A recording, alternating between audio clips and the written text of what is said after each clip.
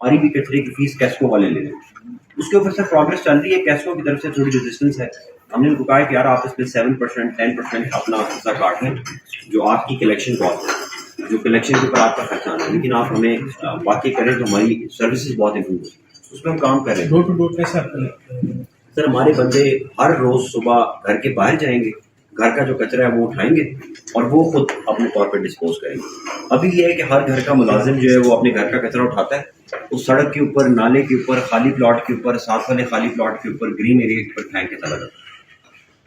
अगर इससे बेहतर नहीं है कि आप पहले एक जो एरिया बताएं कि भाई इधर सबने कचरा फेंकना है? जी सर। क्योंकि डोर टू डोर तो पहले अगर आप शुरू करेंगे तो with less knowledge and literacy rate इतना नहीं है इलाके में, तो दे डू नीड नहीं है।